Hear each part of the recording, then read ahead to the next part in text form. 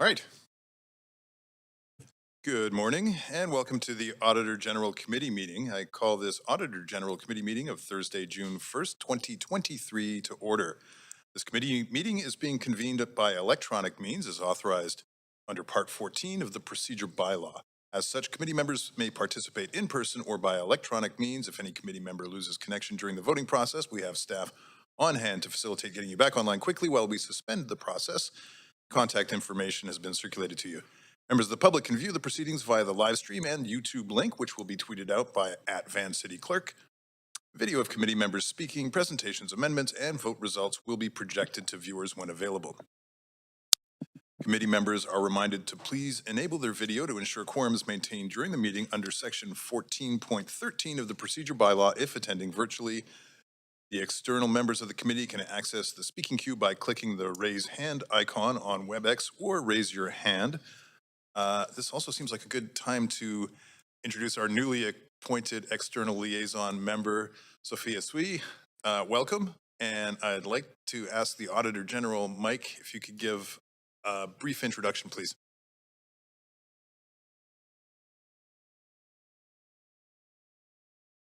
External Advisory Committee member. Sophia brings many years of experience. She's a fellow CPA. Got her CPA with one of the large accounting firms here in Vancouver, and upon qualification moved into the banking industry, where she's held a variety of positions with one of the country's major banks as Assistant Vice President of Risk Management, the Vice President of Risk Strategy, Global Head of Risk Governance, the Senior Vice President and Chief Auditor, and currently the Chief Risk Officer. She brings to us an experience, obviously, in accounting, in audit, and in risk management, which I think will be a great benefit to all of us. So thank you very much, Sophia, for joining us. Welcome, Sophia. Great to have you here. Okay, so in case of an emergency where we need to evacuate the building, I'd like to direct your attention to the exits. There are 2 exits beyond the glass doors and to the left. If the glass doors are obstructed, please direct your attention to the 4 exits in this chamber. Please use the stairs, do not use the elevator. I'd also like to highlight that there is a defibrillator located at the end of the hallway outside the council chamber. We acknowledge that we are on the unceded territory of the Musqueam, Squamish, and Tsleil-Waututh people. We thank them for having cared for this land and continue to look forward to working with them in partnership as we continue to build this great city together. I also want to take a moment to recognize the immense contributions of the City of Vancouver staff who work hard every day to make our city an incredible place to live, work, and play.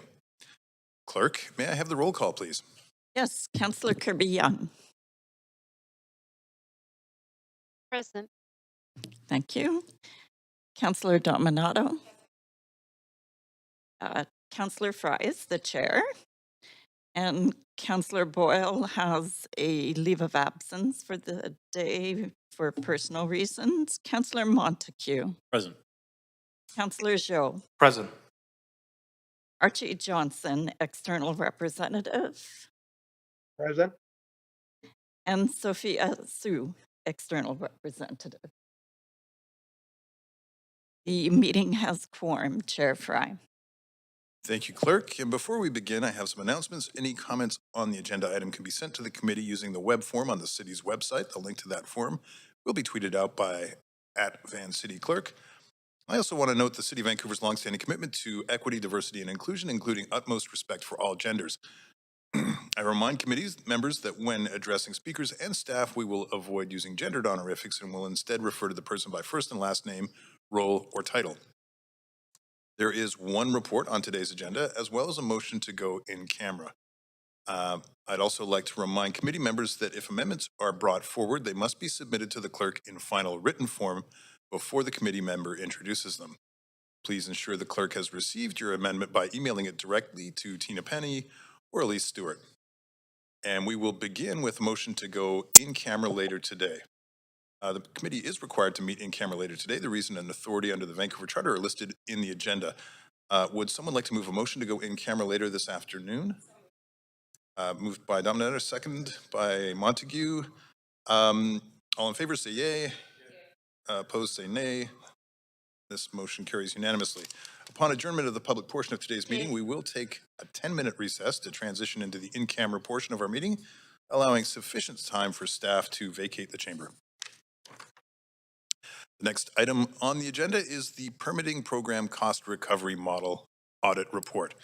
I'd now like to invite the Auditor General to introduce and present the item, Mike McDonnell, who is accompanied by Stacy Lee, Audit Principal, and Kenny Cham, Senior Auditor. For you, Mike. Thank you, Chair. Lisa, if you could get the slide up, please.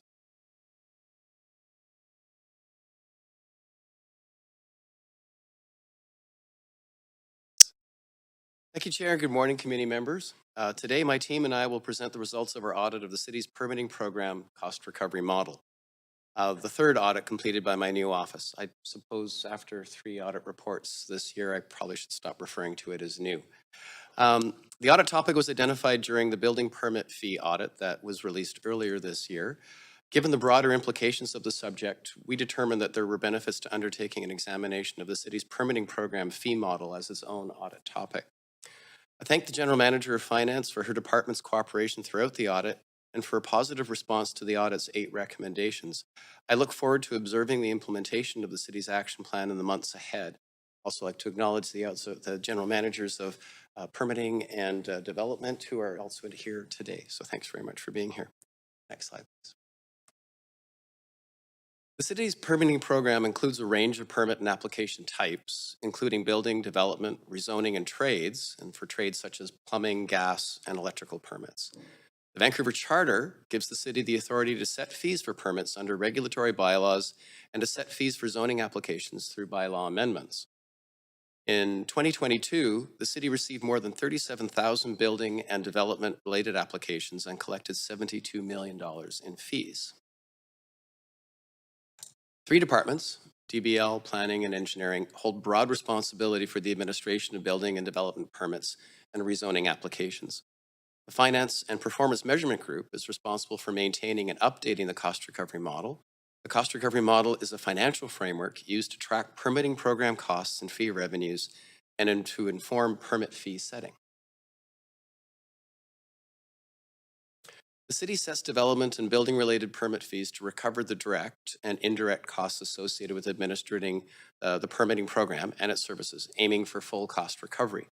The city sets, reviews, and updates the schedule of fees annually based on an analysis of the forecast of permitting revenues and anticipated costs using the cost recovery model. It's well known that a backlog of unprocessed permits exists and that the city is working on reducing the backlog. To be clear, that wasn't the focus of this audit, but it's relevant to this discussion in the sense that there's a cost associated with completing unprocessed permits, which is funded in future years from the city's the city stabilization reserve. The intention is for the reserve to increase when fees are collected in relation to unprocessed permits, and for this balance to be drawn down as work is completed. The cost recovery model contains 2 key components, cost and revenue. Permitting program costs include all city services that support development and building-related activities. This includes direct labor and indirect costs such as technology, infrastructure, and overhead charges. Permitting program revenue comes from permit fees charged to fulfill the city's development and building-related permitting bylaws. The objective of the audit was to determine whether the city's permitting program cost recovery model was designed and applied to ensure full cost of services was recovered and that the projected reserve fund balance was sufficient to stabilize future operations. We examined the city's cost recovery model between January 1st, 2016 to June 30th, 2022, as well as relevant city policies, guidance, and administrative processes that were in use during the audit period. We set out to examine whether the city's permit fee model reasonably complied with legislative and policy requirements. We sought to ensure the city's permit fee model was comprehensive, accounting for current and anticipated future costs and revenues of the permitting program. We also looked at whether the city regularly reviewed and updated its permit fee model to determine fee charges. We examined whether the city engaged the public and communicated permit fee changes, and whether the city effectively achieved cost recovery with the permitting fee program and maintained adequate reserve funds. And lastly, we examined whether the city performed data and financial analysis to inform improvements to related operations in DBL and planning. We didn't examine other permits that are outside the permitting program's cost recovery model, such as engineering permits. We also didn't look at whether the correct fees were charged and collected from applicants or permitting process times. Lastly, we didn't examine the effectiveness of the city's current earned revenue transition and the accuracy of the deferred revenue balance, both of which relate to the city's annual financial statements. The city plans to finalize the amounts by the end of the year, and they will be subject to external financial audit by our auditors, KPMG.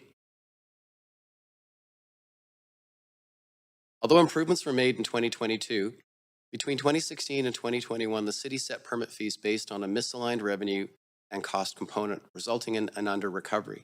The city indicated that, based on the current estimate of work in process, funding from other sources will be required to complete outstanding permit work. Although due to deficiencies in the underlying data, neither the city nor we could calculate the amount of the shortfall with any precision. Additionally, the city didn't have guidance related to the appropriate level of cost recovery for each permit category, resulting in unplanned cross-subsidization between permit categories. These findings highlight some of the more important opportunities for improvement. Overall, we concluded that the city didn't meet our audit objective. During the audit period, the cost recovery model wasn't designed and applied to ensure the full cost of services were recovered, and projected reserve fund balances weren't sufficient to stabilize future operations. I'll now ask Stacey Lee, audit principal and the engagement leader for this project, to present the detailed audit findings and resulting recommendations. Stacey?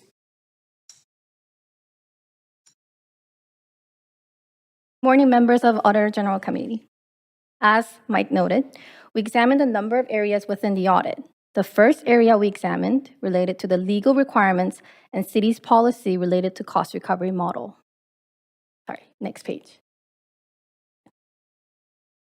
The city aimed to set permit fees at levels that cover the full cost of providing permitting services and use permit revenue solely for, sorry, the one page before. Yes, that's correct. Solely for permitting services. Overall, this approach generally complied with charter and legal requirements set out in the Canadian case law. The charter has specific provisions related to subdivision and rezoning permits that prohibits the fees charged from exceeding the average cost of processing. However, the city did not have a review process in place to ensure these fees were set in alignment with the charter. Management performed an analysis of these fees, and their analysis showed that the fees collected for subdivision permits and rezoning applications didn't exceed the cost of processing these applications for the most of the audit period. This leads us to the first recommendations for the city to better ensure its compliance with the Vancouver Charter. The city should annually review and document its fees for subdivision permits and rezoning applications against the actual cost of processing those applications to ensure the fees charged do not exceed the average cost of processing similar applications. When our office looked into the city's policies and procedures for permitting program cost recovery, we found that the city lacked documented guidance on the design and implementations of permitting program fees, including departmental roles and responsibilities with respect to meeting the cost recovery objective. The absence of documented guidance can result in inconsistent practices and knowledge gaps between permitting departments and their staff, and can detract from program performance and public transparency.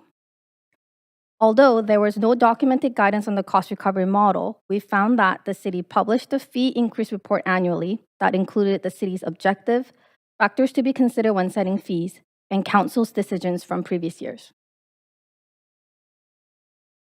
This leads us to the second recommendations for the city to establish and document clear, detailed guidance for the permitting program.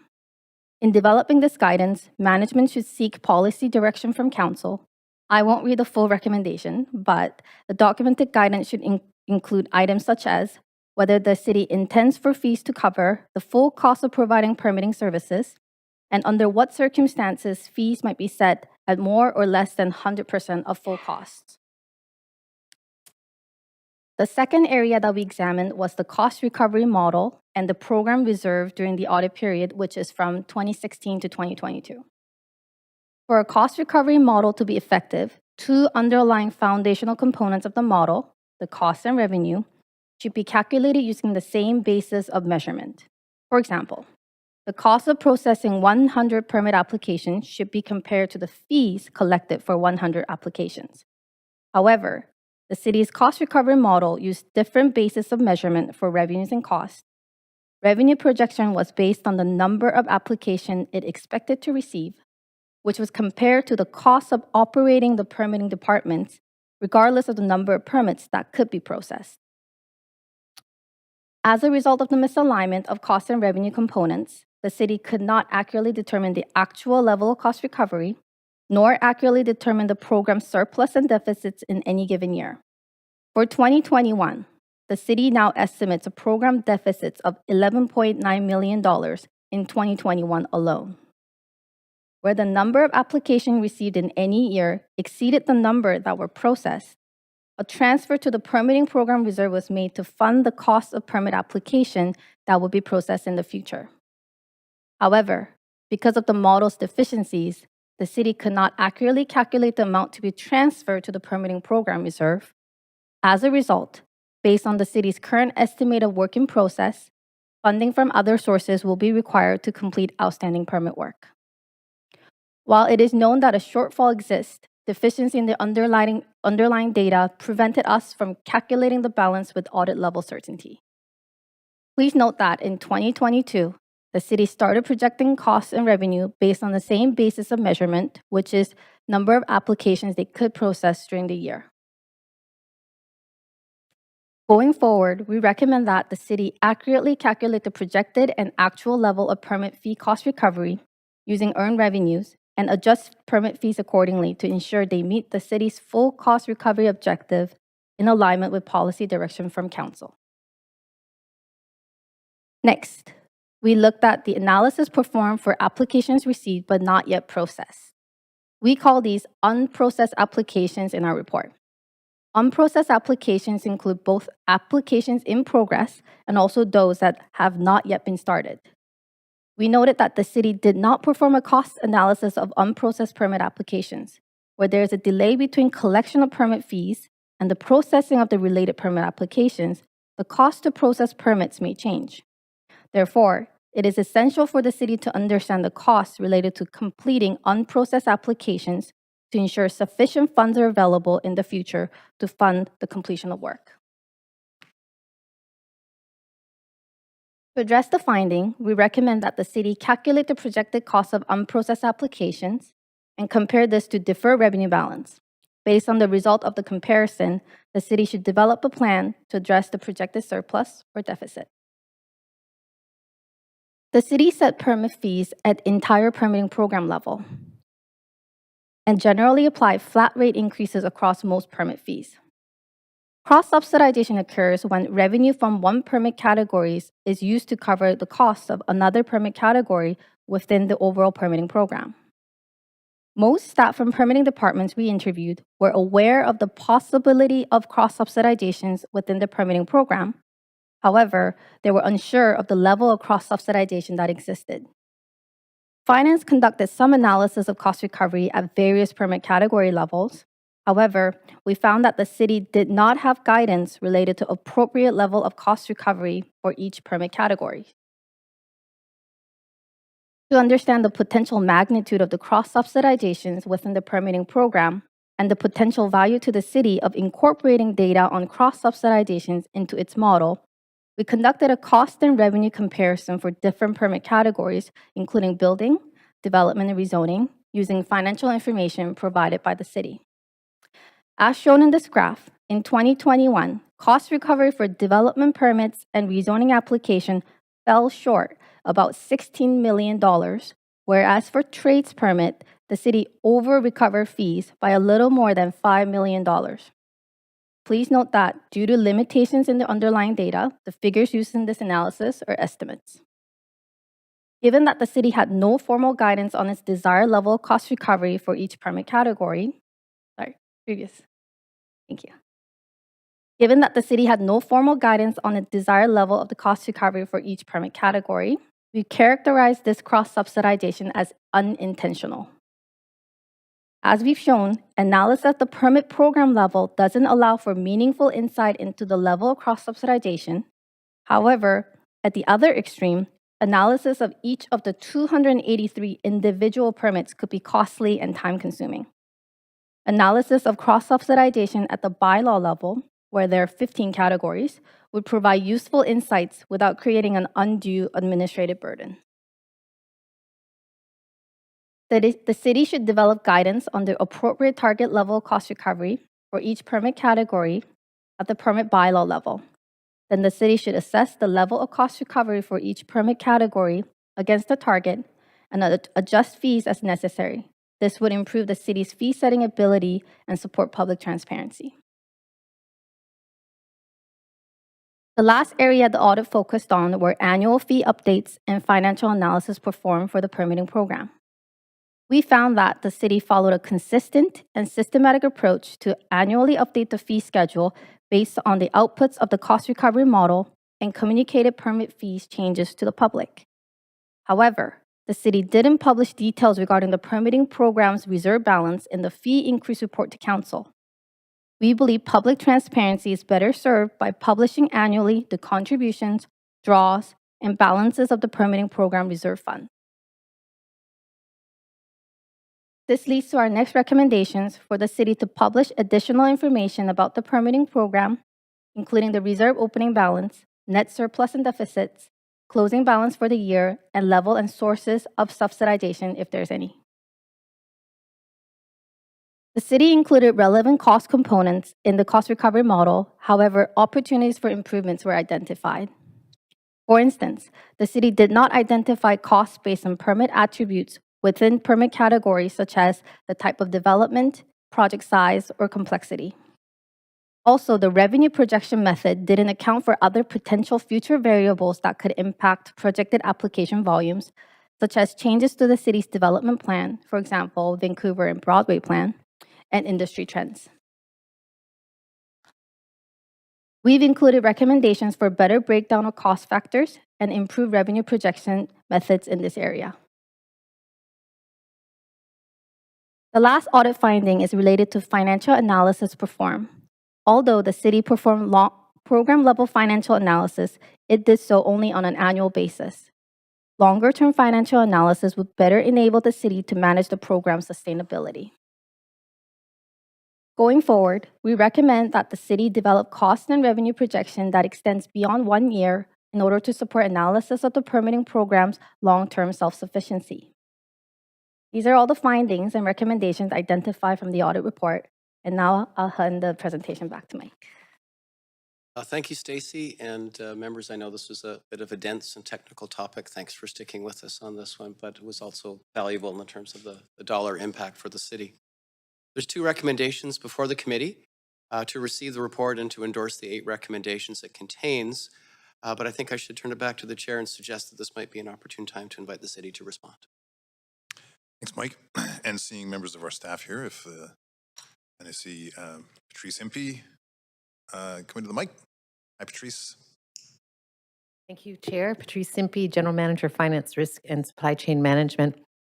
First, I would like to express my gratitude to Stacy and Kevin and the Auditor General team for their high level of professionalism and their patience throughout. This is a very complex process, as you heard, and they really took the time to understand the city's process and our information. I also wanted to just thank the senior leaders in our finance team who were very receptive and really working very closely with the Auditor General in doing this, supporting this audit.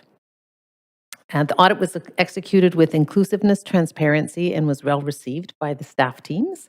The process provided us with valuable external insights into the administration of the cost recovery program and helped us identify inconsistencies and opportunities for improvements. And a number of those are quite consistent with areas that the team has been working on since 2020, as Mike had noted.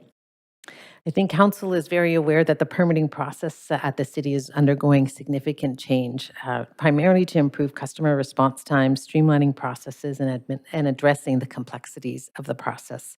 And that initiative, the Permit Improvement Project, which we call the PIP, that is the process we really are relying on to give us a more complete understanding of the data around revenue and expenses within the permitting area to allow us to do that cost analysis and to provide that data that doesn't exist today for us to be able to accurately calculate some of these, the cost recovery numbers.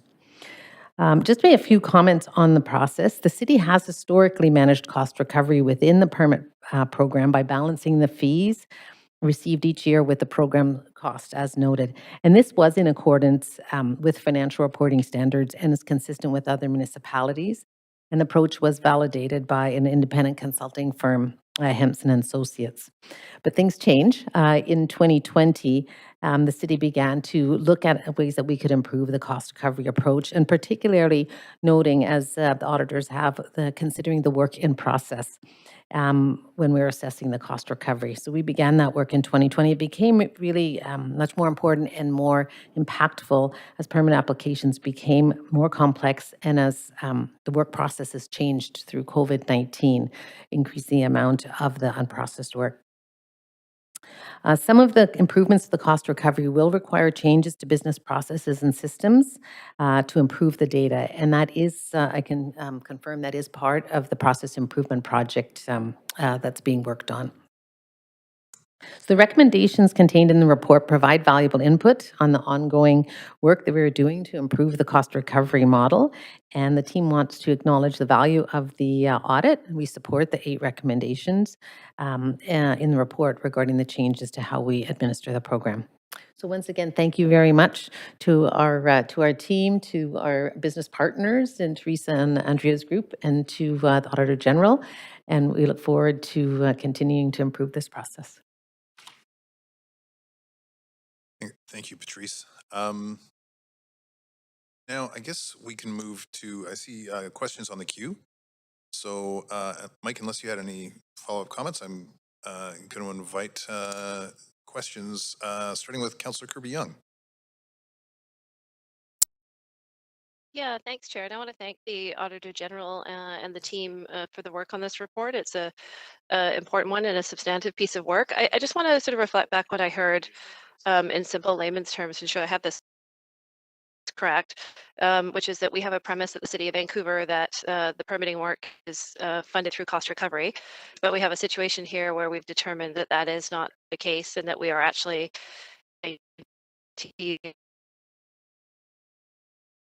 is versus in revenue as opposed to development or business, for example, on the permits to the tune of millions of dollars that we have left on the table annually every year. Is that what I'm hearing? Maybe repeat. You just cut out here in the chamber, just so we're really clear on the question. And that's a question. Or Councillor Kirby-Young, That's we're having a hard time that's with your actually a connection. I think we're still not able to hear you. Can you hear me now? Yes, we can hear you now. Can you hear me now? Yes. Okay, so my question is for Mike McDonnell. So, and I just want to reflect this in layman's terms, that the City of Vancouver has a premise that permitting and this process would pay for itself but not be theirs. But what we've determined is that that's the case. Have full cost have to subsidize through taxpayer funds as opposed to those that are seeking the permitting work, and we've left millions of dollars on the table. Is that correct? In layman's terms, that's to Mike. Councillor Kirby-Young, your request for clarification correctly, that in fact the permitting program, while intended to be full cost recovery, was in fact not achieving that objective, and that is in fact what we found. That for 2022, for example, the under recovery was just shy of $12 million. So the that would be a correct conclusion on your part. And maybe I can just add, Councillor, that was when we brought the permitting reports to council in the last 2 years. We did identify 12, that and I it just want wasn't to cost trace, recovery. Patrice, if I might, I have a limited amount of time for questions. So, yeah, no, I appreciate that. And I know that staff have identified that there was an issue with multi-year permitting and carryover, but what I'm wanting to identify with the Auditor General directly, which my question is directed to them, is that we haven't determined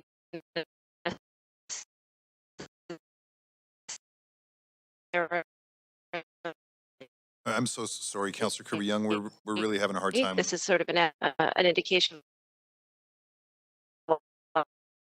Councillor Kirby-Young, last year how many extrapolate that. Try to get a better audio connection. I'm going to try to dial back in, Chair, so I get a better audio. Okay. Thank you. We'll put you back on the queue. at that point. Apologies. We'll move next to Councillor Zhou. Okay, thanks. Thanks, Chair. Yeah, and thanks Auditor General and the team for putting this report together, and thanks for the staffing team for the continuous improvement. So my question here is, we have a $12 million deficit in 2021. So what are the funding sources for that $12 million? It's coming from our reserve, or it is coming from our operational cost, operational budget? Yes. Yes, the deficit is being funded through the stabilization reserve, Okay. with the idea that through the permanent improvement program, that costs will improve, and we'll be able to repay that through the stabilization reserve. Okay. So it's not impacting current year property tax, just for clarity. I see. So, but that means we lost $12 million in reserve in 2021. Okay. Those reserves are being held Yeah. for that purpose, yeah. And the other question is, since this audit is from the year 2016 all the way to 2022 June, is that a similar funding for the previous years as well, or only for 2021? I'm just wanting to see if there's a trend, always deficit, or it is only a special year for 2021. I don't believe the year was special, but I think perhaps that's a question better directed at the finance team. It was specifically for years 2021 and 2022, where we were investing in increasing staffing and the project for the permanent improvement process, and that was being funded out of the reserve, again, with the goal of that being recouped once the program is completed and we've improved the process and simplified the processes. Okay, so does that mean 2016 and to 2021, we don't have any deficit? We did cost recovery for all of those years, 100%. As the auditor noted, we did it based on revenue and expenses within the current year. Okay.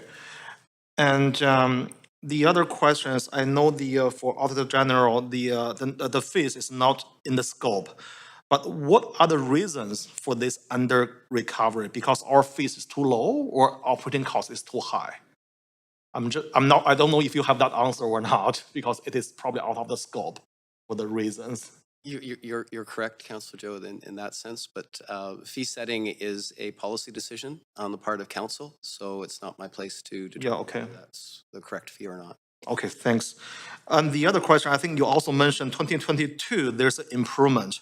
And I know the data is only until June 30th for half year, in 2022. So what is the number for 2022, even it is only for 6 months? We didn't have that up till that point because it's a figure that's calculated at the end of the year. Okay. What we did notice was that beginning at the start of that year, that there was a movement towards a better alignment of the revenue and cost components.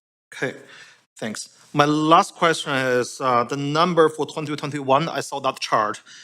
So it is based on the date of application or the date of received permit? The fees were based on the date of application. So when the fees were actually received. Okay. And the costs are related to as permits are issued, so the actual costs. So there were two different levels of activity. Okay, so what I'm trying to get is the deficit is it because of our long permitting wait time, or it is because of the volume? So that's why I'm asking this question, but I guess it's hard to make that decision based. It's neither really. It's that in any particular year, the volume of permits will be higher or lower, and as corresponding fees will be higher or lower based on the volume of permit applications coming in.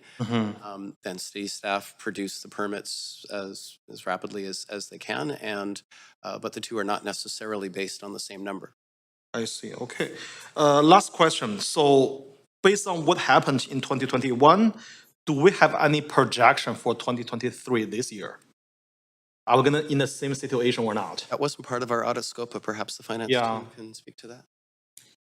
We do our fee review annually, and we'll be working on that over the next few months, and that will come to council, I believe in the fall, in September? In September. So we'll be doing that work shortly. Perfect. Thanks, everyone. That's all my question, Chair. Thanks. Great. Thank you, Councillor Zhou. Councillor Montague. Thanks, Chair. Thanks for the report, and it's nice to see that finance, risk, and supply are all on board, and that they agree with all the recommendations that are set out here. I guess my questions are: how confident are we that we can start aligning the um, the actual fees versus revenue as we can decrease that deficit or have no deficit? And how long do we think that will take? Mhm. Yes, since for the last couple of years, we have realigned our calculation on the revenue and expenses, recognizing this work in process and the unprocessed inventories and the value of that. So that's what we have reported in our fee review last year, and we will report that way again this year to determine if there's a gap or not. It's then a council's decision whether to increase fees in order to cover that deficit, or to fund it through the stabilization reserve with, a future year payback once the cost of processing is reduced through the permit project. So it is a council decision to increase fees so that it is 100% cost recovery, or to maintain fees at a lower increase, and then, with knowing that we'll get the payback from those investments in technology and staffing, et cetera. So when those fee increases come to council, and I've seen those fee increases, they're very complicated for us for sure. Do you know in the reports whether or not it's full cost recovery, or how much cost recovery in those fee increase? Yeah, it says in the report Okay, I can't how much remember the fee would have to go up to be full cost recovery. I'm pretty sure we calculated, and yes, so we would say to be full cost recovery would be X. We were recommending a fee increase of only 5%, just given the complexity and the impact on them on permit holders. And for, say, knowing that we're improving it. 2023, 2024, 25, are we going to be at full cost recovery, or are we still going to be looking at a deficit potentially? I might look at our process teams who are a little more closer to the permit project. Any sense?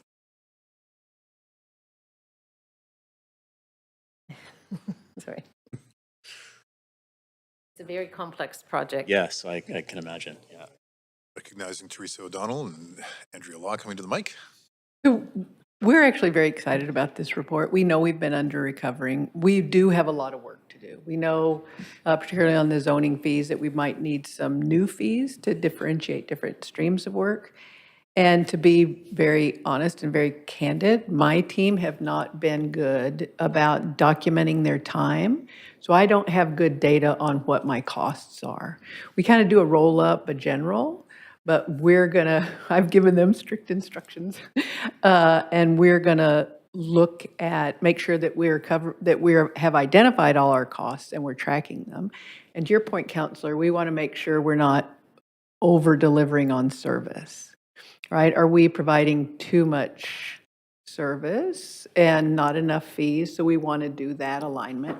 And we, of course, will bring all that data and work with the finance department to do that, so that we have a really good, solid understanding of what our costs are, and what our service levels are, and what our revenues will be. Okay, so, because, looking at 2021, a deficit of 12 million, if we, expand that over a 4 or 5 year period, we're looking at 50 or 60 million dollars we're leaving on the table, which is, we can do a lot with 50 or 60 million dollars for sure in the city. Absolutely. My last question is engineering permits. I know it wasn't part of the scope of the audit, but do we have a sense, I guess, Patrice, do we have a sense of whether or not those permits are in alignment, or are we in a deficit there as well?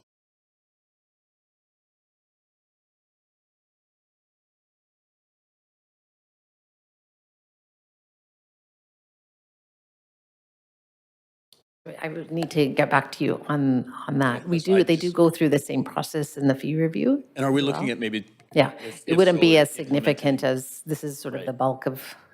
And if we found North something, side. we'd be implementing the same sort of recommendations there as well, I hope? Yeah. Okay, Yeah. thank you. And the biggest challenge is when the multi-year, like permits that are extending over many years and how to cost that.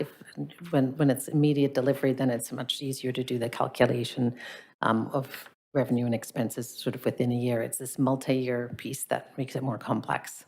Thank you. I'm out of time. Thanks, Councillor Montague. Councillor Dominato. Thank you, Chair, and thank you for the report this morning. I think it's fantastic to see this report back. And a couple of my questions have been asked, so I'll just focus on a couple more that I had. Just referring to, I believe it's page, I can't see a page number on here, but maybe page 13, the summary permitting program fee updates, 2018 to 2022. I'm just curious if the Auditor General could expand a little bit on that, because what I see is quite a bit of variation year over year in terms of the percentage increases. And I was obviously on council when there was that significant increase in 2019 to add staff. But I'm curious about your perspective on should there be more consistency or predictability in those fee increases? Obviously, goal being cost recovery. But could you just comment on that more generally? I'll be perhaps somewhat circumspect in answering that question, Councillor Dominato, in the sense that fee setting is a policy decision that is really council's prerogative. What we have recommended in the report, though, is that the analysis that underlies staff's recommendation to council for fee setting should be done on a multi-year basis rather than on a year-by-year basis, to take into account expected fluctuations in processing or fee volume, also that would be excuse me, and also to take into account how quickly you want to make up the gap in the deficit from year to year. Is that all in once, or is that something that might be done over a number of years? And again, that I think is a process that needs to be discussed openly and a conscious decision. But in terms of what the right answer is, it's really not for me to say. Okay. Thank you. I appreciate that. The other question I had was just with respect to, in terms of the modeling and calculating those fees, is what consideration is there for inflation, given that we've entered into a different inflationary environment and has had an impact? While salaries may be stable, but other services, even technology, that acquisition, other things outside of the labor sort of fixed cost of our labor city costs, is that a factor in sort of fee recovery and fees? What we found is that the essentially all the relevant costs we believe have been correctly identified, both direct labor but also overhead costs or other costs borne by the city that directly impact this. That would include an inflation from year to year, although I stand to be corrected whether there was actually an inflation adjustment that was part of that. I don't know. Stacey, does that ring any bells? Yes. Want to go to the microphone? Yes, the cost includes all the inflationary factors and the next year's salaries for the staff. Okay. Thank you. That's all my questions. Thanks, Councillor Dominato. External liaison, Archie Johnson. Thank you, Councillor Fry. First off, I just want to say I'm really pleased with the report. I think Mike and Stacey have done a really good job in terms of dealing with a very complex process and issues. And I agree with their findings and their recommendations. I wonder, and I also think that this will improve the transparency in the process, which will help council in terms of dealing with the fee setting and making decisions around the costing and revenue related to the process. And a third observation would be that I'm very pleased with seeing finance. Patrice MP's response to the recommendations. I think it's very positive, and identifying the next steps on the with this process. I, Mike, I just have a couple questions just to clarify in my mind. I sort of identified three sort of issues, and I wondered if you could sort of um, I know you probably aren't in a position of quantifying the impact of them, but perhaps in terms of the magnitude. The first issue is around which I heard raised by the counselors in terms of the cost recovery process. Is there, the question is Excuse there? me, Archie, could we Yes. get you to speak up a little bit? We're having a hard time. We can't raise the volume, so. Okay. Is that better? It's a bit better, yeah. Yeah, I don't know why my machine's not functioning. Um, the first question is around the sufficiency of cost recovery. And is there, uh, in terms of, my question, Mike, is in terms of the magnitude of the issue of the three questions. First one dealing with the, uh, is there, you gave a number in terms of the deficiency of revenue versus cost for this year. And I was just wondering if you can also quantify in terms of I believe a misalignment between deferred revenue and the amount of money that's been recognized as revenue. So that's the sort of the second issue. And I guess the third issue would be the cross subsidization between the various um, rates or permit classes. Those would be the three sort of financial issues I see. And I'm not sure if I'm missing something around that, but I'd be interested in your thoughts. Well, thank you, Archie. With respect to the year-over-year deficiency that we did identify in the report, a figure of 11.9 million for 2021. The expectation is that with better data going forward, 2023 onwards, that systemic deficiency should be eliminated. I can't predict with certainty that will be the outcome, but that certainly is the intention of the recommendations that we've made, and I believe it is staff's intention to do that as well. Regarding the deferred revenue balance, so essentially is the deficiency with respect to the funding of unprocessed permits. That was a figure that we unfortunately could not identify with an audit degree of certainty. For us to include it in the report, it's a figure that would have to stand up to external scrutiny, and the data just wasn't there on either the cost or the revenue side for us to be able to speak to it with certainty. All I can say is that it's significant. The staff is aware of the issue, and it is something that will be worked on with respect to the reporting in the upcoming financial statements. Again, with better data, that will be something that will be easier to do, and staff may have further comment on that. In terms of cross-subsidization, the issue is I think really a policy one, and it's in terms of improving transparency. This is information that should be brought before council for a specific and deliberate decision, and so that when it is understood that different categories of permit have different levels of cost recovery, that is not something that just goes on behind the scenes, but is part of an open and transparent process.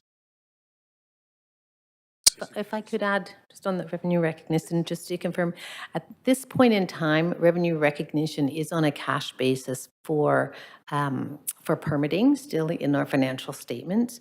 So the work we're doing is through putting it through the reserve is sort of emulating or simulating what sort of revenue recognition would be if it was based on an earned revenue. And we've been using earned revenue in our modeling. Effective next year, the accounting rules will change where we will be recognizing revenue on the financial statement based on an estimate of earned revenue. So that will help to simplify some of the complexity of this process. So that is a good thing, and we're all set up to be doing that.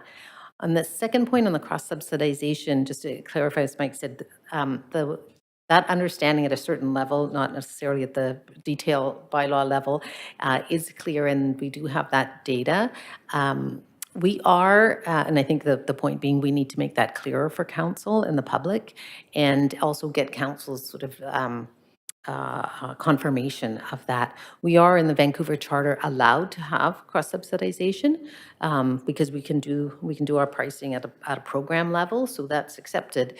But it's, I think the point being, we should have it clear for council and have direction from council on, you know, that is this that's acceptable in the direction there. So, thanks. Thanks, Patrice, Mike, Archie. I gave you a little extra time there. I now see Councillor Kirby-Young is back on with a much crisper looking video, so I think that we'll have a fine signal for Councillor Kirby-Young. Yeah, thanks, Chair, and I apologize for the audio.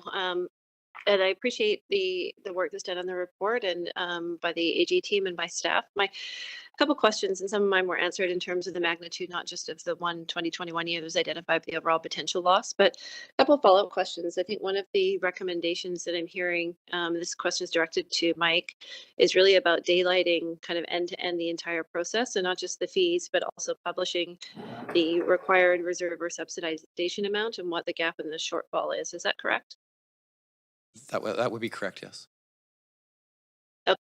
Because and presumably by making that more explicit and clear, then that enables addressing the issue, and that's the intent behind that recommendation. Yes, that's true. Okay, and I heard comment, and I apologize, my audio was cutting out, but I just wanted to clarify. I heard a comment along the lines of trying to recover sort of the shortfall or the gap, but from I'm not sure how that would work from a fairness perspective, and I just want to clarify what I heard there. Was there a suggestion that we would go back to the development committee to recover that, or is this just simply a sunk loss that we have to address so that we don't end up in this situation again moving forward? Is that directed to me or to staff, Councillor Kirby-Young? I'll start with you, Mike. I don't know the answer. So I would actually suggest perhaps that's better directed towards staff. Patrice Impies here, and I'm going to allow you a little extra time, Councillor Kirby-Young. So, You know, we would Thank you, not Chair. go retroactively to change rates. What it would mean is as our process improvements come into effect and the process is simplified, the team should be able to process more permits with the staff that they have. And so then that revenue, we wouldn't need to be holding as much revenue in the stabilization reserve as those permits gets processed. So if that makes sense.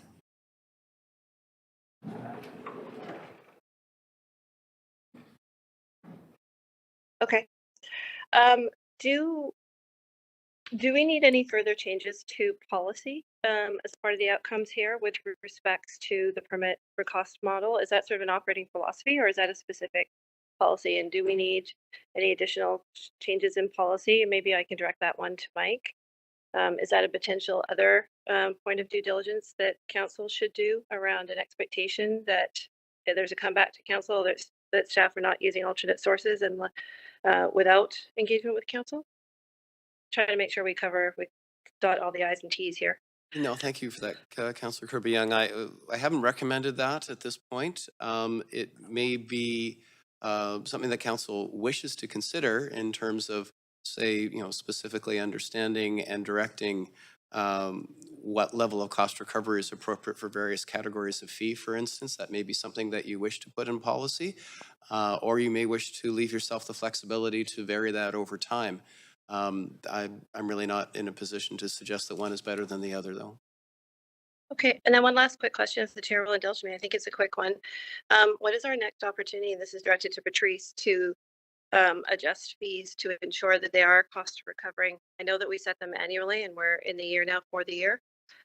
So is it going to be next year, or can we conceivably go back and do a mid-year adjustment to close We'll be this gap? coming to council in September with the fee review for the following year, and those fees are usually implemented in the fall so that there's enough time for implementation to begin in January.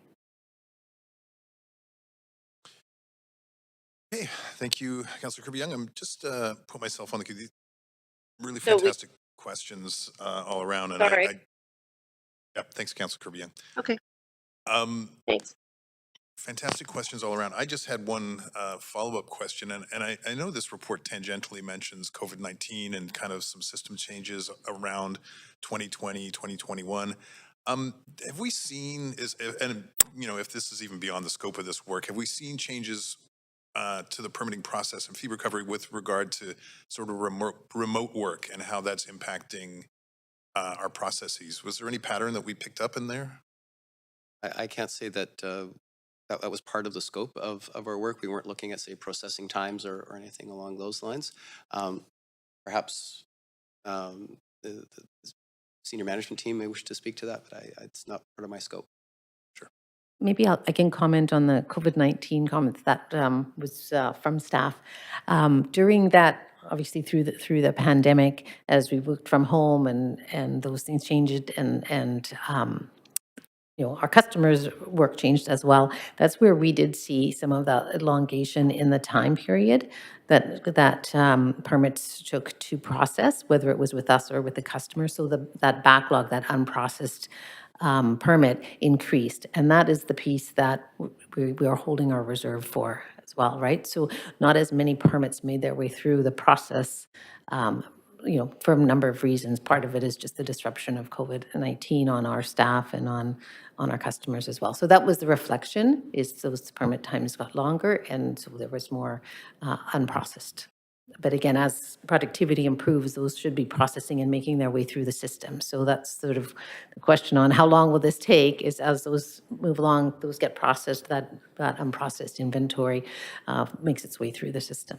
Yeah, and fully appreciate that staff and our teams did a lot of really nimble footwork to try and pivot and respond to COVID-19 and those changes. So thank you. All right, well, seeing no further questions, would somebody like to move a motion? So move the receipt of the transfer of the Well, report. moved by Councillor Zhou and seconded by Councillor Kirby-Young. Is there any discussion? I'm just quickly scanning. Don't see any room for discussion. So, clerk, I think we can just move to a vote. Please.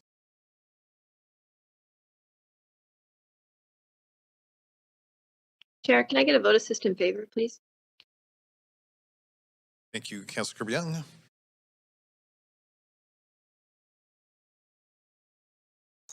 And that that passes unanimously. Thank you, everybody. This concludes our one and only item on the agenda. So may we have a motion to adjourn? Moved by Montague, seconded by Dominato. All those in favor say yay. Opposed say nay. Motion carries unanimously. This meeting is adjourned. Our next scheduled Auditor General Committee placeholder meeting is on July 6, 2023 at 9:30 a.m. And we will reconvene in camera in about 5 minutes.